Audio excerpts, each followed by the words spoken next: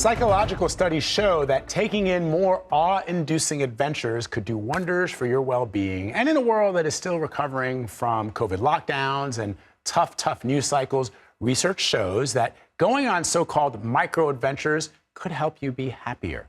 So joining us now is Dacher Keltner. He is a professor of psychology at the University of California at Berkeley and the author of Awe, the New Science of Everyday Wonder and How It Can Transform Your Life. Love this. I have this book. You do? I do, because we did something on CBS Mornings about it. But for our viewers who may not be familiar with how you are defining awe from a scientific perspective, tell us about it. Thanks, Vlad. Yeah, awe is an emotion that we feel when we encounter vast mysteries that we don't understand. It can happen when we encounter somebody's extraordinary kindness. We listen to a moving piece of music. We're out in nature. We hear a big idea that really moves us. And in our bodies, it'll often register in things that may be familiar to you, like I get goosebumps, I tear up, I feel warmth in the chest, all physiological indicators that you are feeling this wonderful emotion of awe.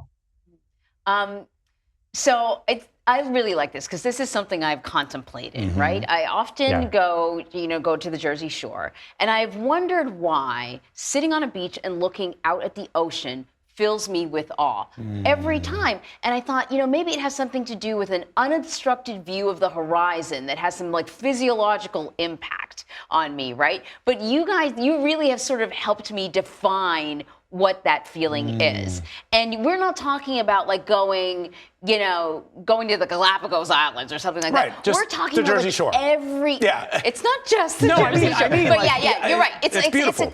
Totally. So we're talking about these everyday experiences that you're calling sort of micro adventures. And you guys have actually been studying this, right? Researchers taking groups of people out on on excursions, and we're talking about sort of a few minutes of being awestruck.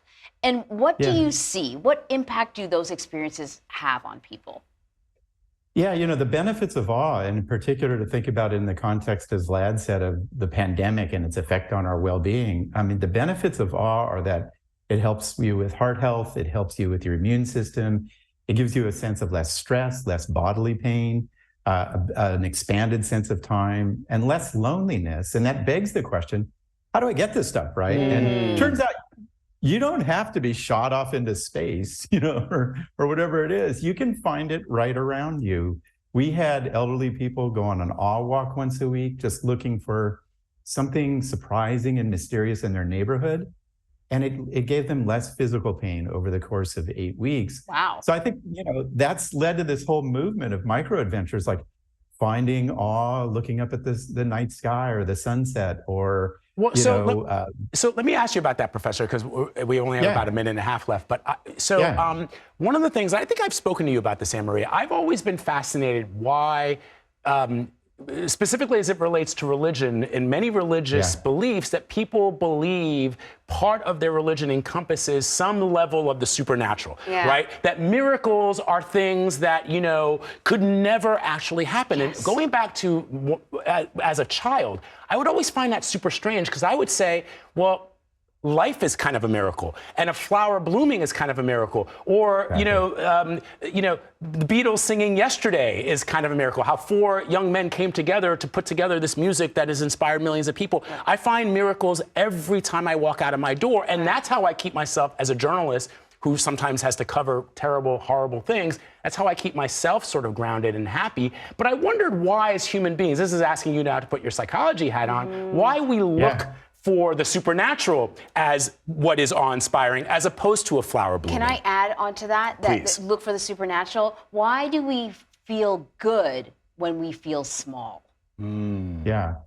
Yeah, well, you guys have really hit at the essence of awe, which is at its core, whether it's about music or spirituality or being near a redwood tree or contemplating life and death, it's really about your sense of being part of something larger than yourself. And it is, as Jane Goodall said, inherently amazing.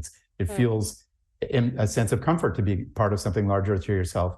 And then to Vlad's question, this is the core cognitive process of awe. Is I wonder how I, as an individual, am part of a spiritual system or an ecosystem or a political system or a history of a family or a people. Those are all awe-inspiring reflections upon my identity. And and Marie, they bring us a sense of joy and exploration and wonder through the neurophysiological processes that insight activates.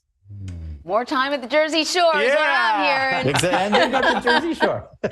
Professor Dacher Keltner, thank you very much. It was great being with you guys. Thank you. Thank you.